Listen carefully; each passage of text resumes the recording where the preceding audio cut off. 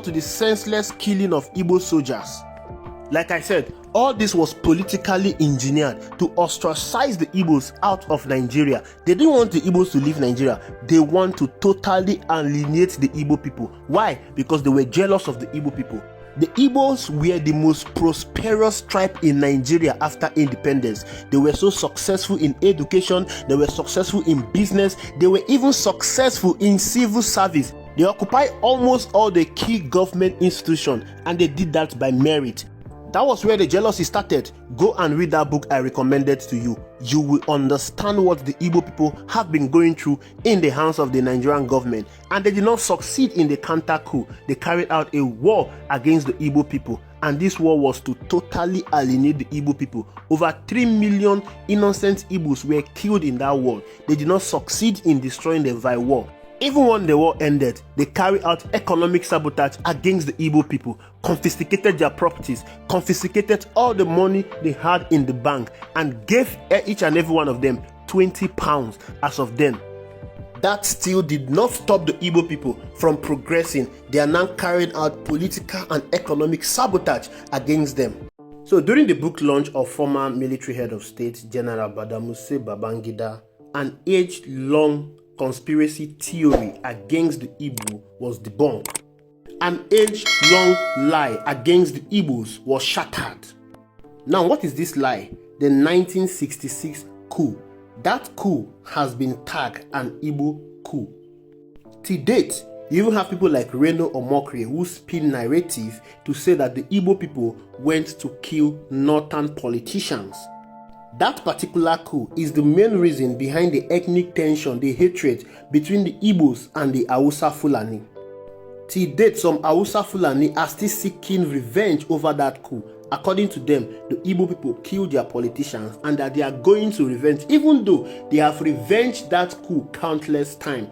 For instance, there was a counter coup and a civil war which was targeted against the Igbo people. The counter coup and the civil war was an ethnic cleansing against the Igbo people. They wanted to wipe the Igbo people out from the surface of the earth.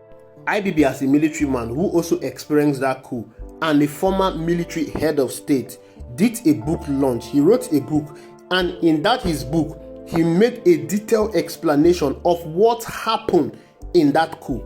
According to him, that coup was not driven by ethnic sentiment. That is what most people are using the coup for. They are saying that the coup was an ethnic sentiment between the Igbos and the Hausa people. Now, let me read you an excerpt as was penned by General Babangida himself in his book. He said, as a young officer who saw all of this from a distance, probably ethnic sentiment did not drive the original objective of the coup plotters. For instance, the head of the plotters, Major Kaduna Nzogu, was only Igbo in name. Born and raised in Kaduna, his immigrant parents were from Okpana in today's Delta State, which in 1966 was in the old Midwestern region. Nzogu spoke fluent Hausa and was as Hausa as any. He and his original team probably thought, even if naively, that they could turn things around for the better in the country. I will read you the broadcast that Nzogu made when they carried out that coup. But let's continue from what Babangida is saying. He said, it should, however, be borne in mind that some senior officers of Igbo extraction were also victims of the January coup.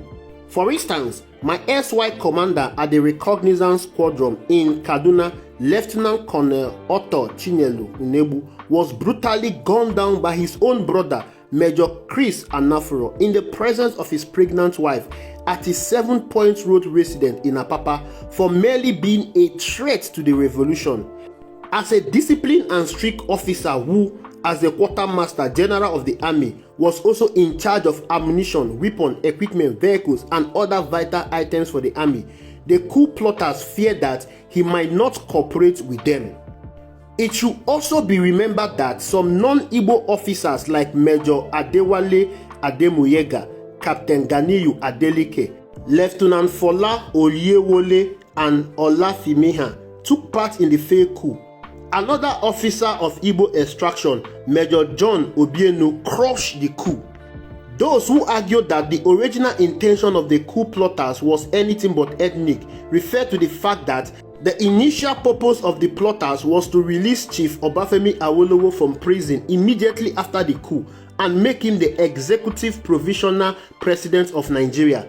The fact that these Igbo officers who do this to a man not known to be a great lover of the Igbos may have given the coup a different ethnic coloration. But again, I may be wrong here since this view is speculative. I admit that my position here may be the naive insight of an unsuspecting young officer who view events from a distance. I want to say that General Babangida is not wrong, he's right. What he stated is what happened. Even one of the coup plotter, Adewale Ademuyega, in his book Why We Struck, also narrated the same incident, the same event that General Babangida has narrated. To get a deeper understanding of what happened in that coup, I want you to get this book, Politics and Violence, Nigerian Military Coup Culture, 1966 to 1976 by Max Silion. This is not a Nigerian, but he stayed in Nigeria and he observed the coup. He understands Nigerian politics. When you read this book, you will understand what the Igbos have been going through in the hands of the Nigerian government.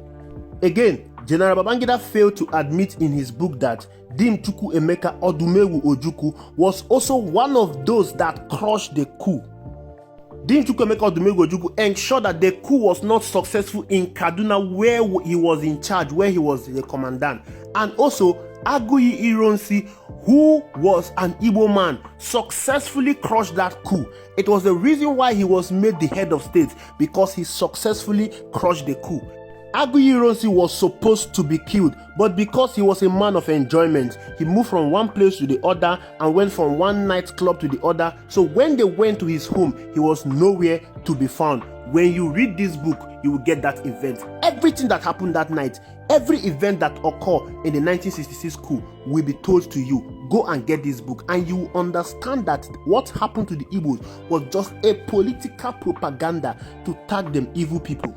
Like he stated, the intention of these coup plotters was to release Awolowo from prison and make him the provisional president. Awolowo was aware of this. Why did Awolowo keep quiet all this while? Why the Igbos were being tagged the coup plotters? Why did he keep quiet all this while the Igbos were being killed for what they did not know about? Is it an act of betrayal? Maybe. Also be aware that even when Odumegwu Ojukwu seceded out of Nigeria, Awolowo was also in the know. It was also expected that Awolowo is going to declare the state of Oduduwa, but Awolowo chickened out. Is it an act of cowardice? Maybe. They are talking about the 1966 coup that was supposedly carried out by the Igbo people. But nobody is talking about the counter coup that saw to the senseless killing of Igbo soldiers. Like I said, all this was politically engineered to ostracize the Igbos out of Nigeria. They didn't want the Igbos to leave Nigeria. They want to totally alienate the Igbo people. Why? Because they were jealous of the Igbo people. The Igbos were the most prosperous tribe in Nigeria after independence. They were so successful in education, they were successful in business, they were even successful in civil service. They occupy almost all the key government institutions, and they did that by merit. That was where the jealousy started. Go and read that book I recommended to you. You will understand what the Igbo people have been going through in the hands of the Nigerian government. And they did not succeed in the counter coup. They carried out a war against the Igbo people. And this war was to totally alienate the Igbo people. Over 3 million innocent Igbos were killed in that war. They did not succeed in destroying them via war. Even when the war ended, they carried out economic sabotage against the Igbo people, confiscated their properties, confiscated all the money they had in the bank, and gave each and every one of them 20 pounds as of then. That still did not stop the Igbo people from progressing. They are now carrying out political and economic sabotage against them. To date, they are brandishing all manner of lies against the Igbo people.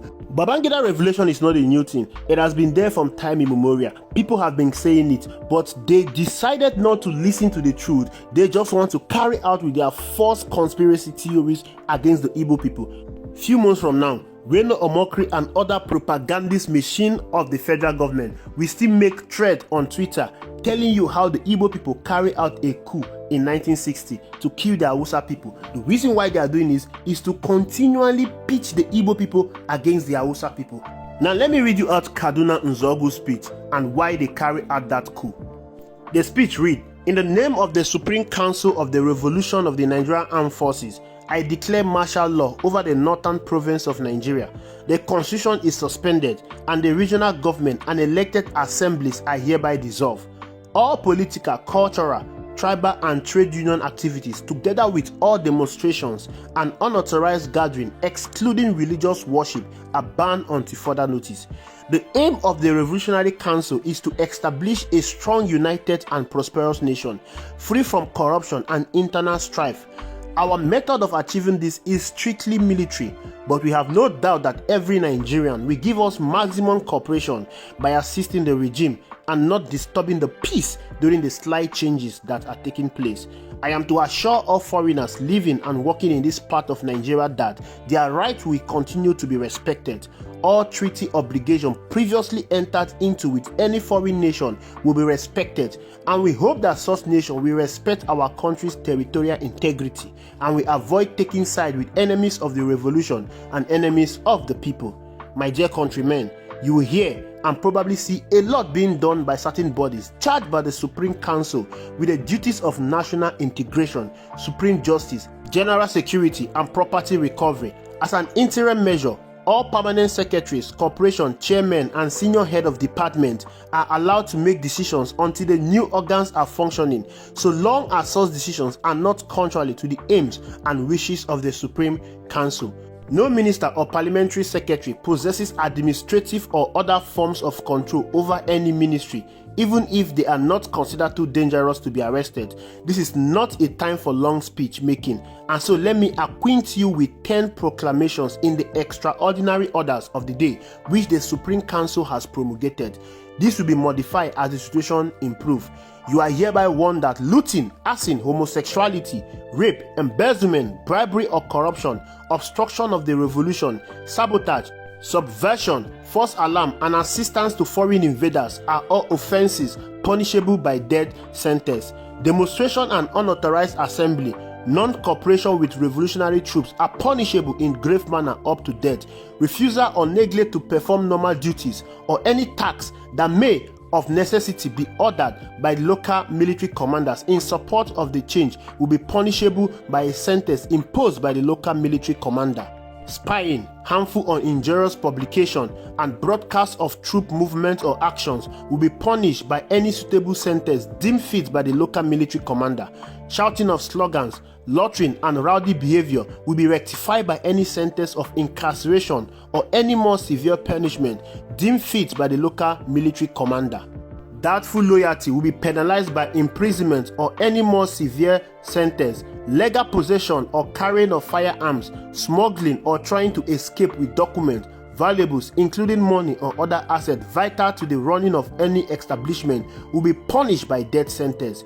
Wavering or sitting on the fence and failing to declare open loyalty with the revolution will be regarded as an act of hostility, punishable by any sentence deemed suitable by the local military commander. Tearing down an order of the day or proclamation or other authorized notice will be penalized by death. This is the end of the extraordinary order of the day, which you will soon begin to see displayed in public. My dear countrymen, no citizen shall have anything to fear, so long as that citizen is law-abiding, and if that citizen has religiously obeyed the native laws of the country, and those set down in every heart and conscience since 1st October 1960. Now I want you to listen carefully to this part. He said, "Our enemies are the political profiteers, the swindlers, the men in high and low places that seek bribes and demand 10%, those that seek to help the country divided permanently so that they can remain in office as ministers or VIPs at least, the tribalists, the nepotists, those that make the country look big for nothing before the international circles, those that have corrupted our society and put the Nigerian political calendar back by their words and deeds. Like good soldiers, we are not promising anything miraculous or spectacular, but what we do promise every law-abiding citizen is freedom from fear and all forms of oppression, freedom from general inefficiency, and freedom to live and strive in every field of human endeavor, both nationally and internationally. We promise that you will not be ashamed to say that you are a Nigerian. I leave you with a message of good wishes and ask for your support at all times, so that our land, watered by the Niger and Benue, between the sandy waste and Gulf of Guinea, washed in salt by the almighty Atlantic, shall not distract Nigeria from gaining sway in any great aspect of international endeavor. My dear countrymen, this is the end of this speech. I wish you all good luck, and I hope you will cooperate to the fullest in this job, which we have set for ourselves of establishing a prosperous nation and achieving solidarity. That is the end of his speech. If you listen to that speech carefully, you will notice that their target was against corrupt politicians, those that have looted the country dry, those that are dividing the country with ethnic sentiment, those that are making the country to look big in the eyes of the international community. This speech was made in 1966 and we are in 2025. Everything that those young soldiers try to fight against is what we are experiencing to date. Corrupt politicians, looters, people who give out contracts and they take 10% of it, people who go to the international community and they will tell you that the economy is rebounding, they will tell you that Nigeria is progressing, whereas our inflation rate has gone off the roof, whereas Nigerians' purchasing power has been greatly reduced. We still have politicians that are dividing us along ethnic line. Of a truth, many people have said that if this coup was successful, it would have rid Nigeria of corrupt politicians. It would have rid Nigeria of ethnic purveyors, people that are spreading and propagating ethnic tension in Nigeria. You need to understand that the ethnic rift we are facing today did not start today. It started way back as when Nigeria got her independence. Most of our forefathers, our founding fathers, they founded this country along ethnic line, and that is what is destroying us today. This is what those young military soldiers wanted to solve. And again, they wanted to put a Yoruba man, Obafemi Awolowo, as the president. But Obafemi Awolowo kept mute. He was silent when the Igbos were being unjustly massacred. I feel bad for the Igbo people. Yeah. The pressure is too good to my likings, and that is why very soon you will see jubilation all over the world that Simon Ekpa is out. There are people that are, social media freak. They are social media addicts. They like what Ekpa is doing online because they actually know the story of Biafra and Nigeria. And Nigeria has been, at least over the years, maiming, killing the Biafrans. And Simon Ekpa was a resilient Biafrans, fighting Nigerians as a result of what they were doing to the Igbos, what they were doing to the Southeast. And these social media addicts, they will not rest until Finnish government do the needful. Yeah, that is to show the kind of country they have over there. The society is well sanitized, there is a responsible society. It's a society whereby illegality can never, thrive as it is in Nigeria. Simon Ekpa, you can see, is an Igbo man from Biafra land, and you can see how every Finnish citizen regard him because he's a Finnish citizen by naturalization, not by origin. Yet the Finnish, they love him because they know that the prime minister over there or the president of Finland is illegally detaining him.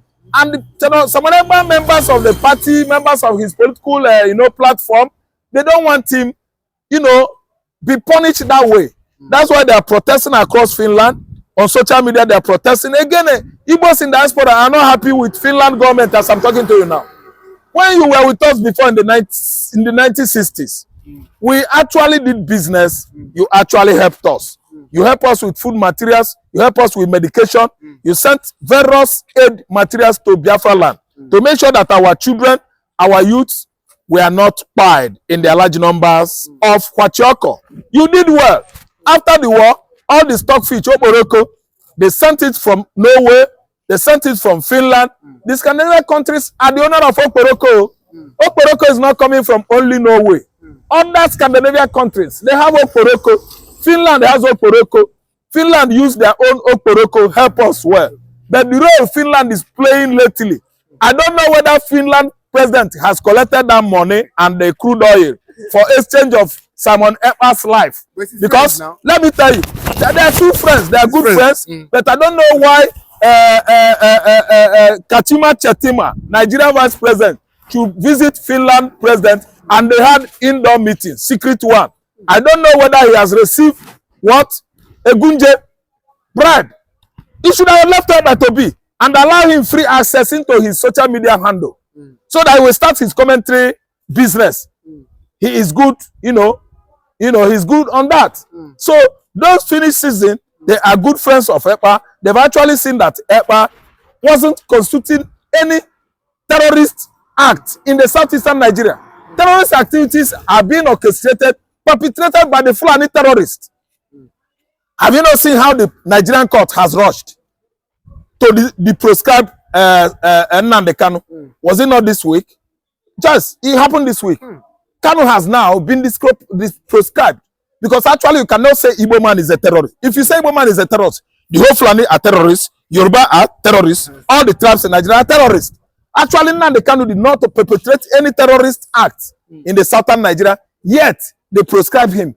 So the court has, in a very rapid, speed like that, unprescribed Nnamdi Kanu. And the apology should be attended by that social media aid, by that publicity aid, by that media aid of Buhari. He must go and tender apology to Nnamdi Kanu, who has never ever perpetrated any act of terrorism in Nigeria. Kanu was at least questioning the right of Nigeria, marginalizing Igbo man, persecuting Igbo man, denying Igbo man many social, infrastructural projects in the southeastern Nigeria. That was the right Nnamdi Kanu was fighting for. Kanu did not offend anybody. So, is Mr. Simon Ekpa. Ekpa did not offend anybody. Why should Finnish government be holding Ekpa? It is wrong.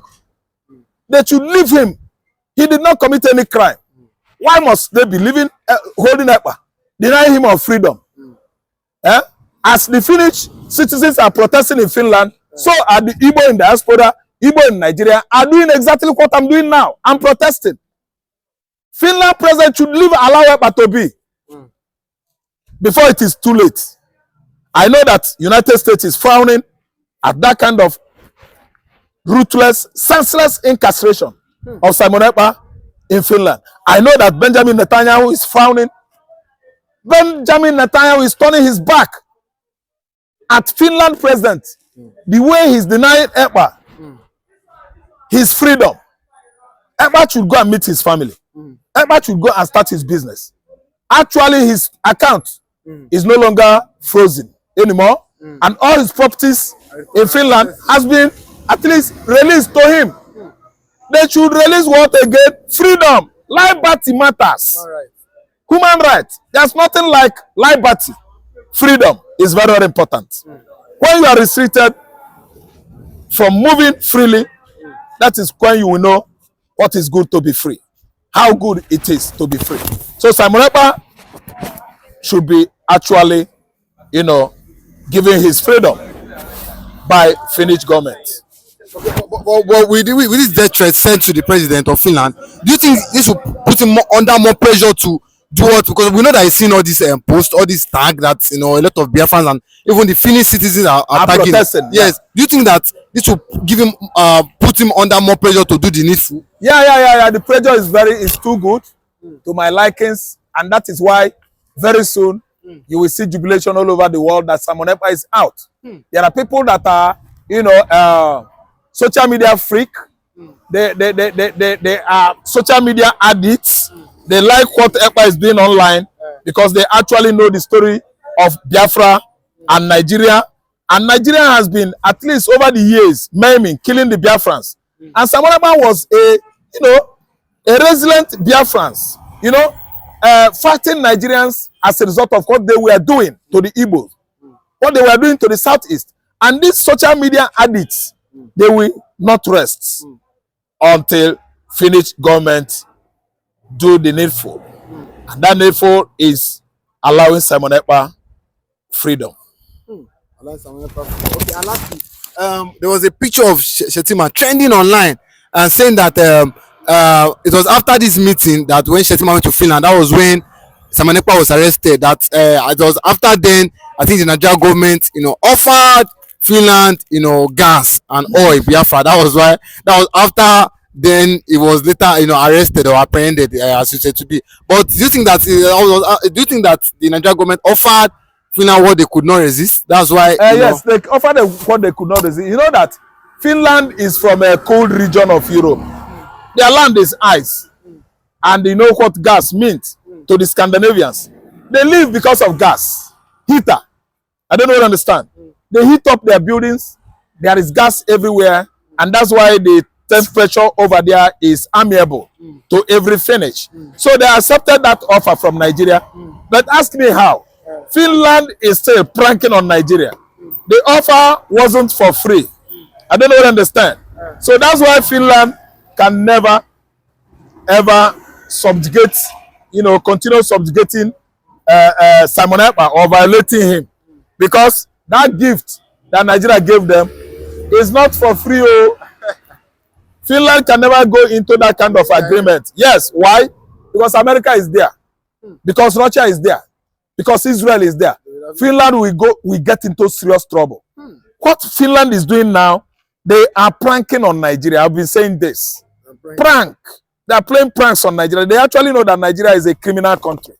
A country whereby criminality is allowed. A country whereby if you are a criminal, you will be celebrated. People will hail you. People will worship you. People will actually accept you as their best friends. So what I'm trying to say is Nigeria has actually failed to come out with evidences. Are you listening to me? Clinical evidences that Simon Ekpa is guilty of any criminality in the southeastern Nigeria. And so is Finland going to do the needful soonest.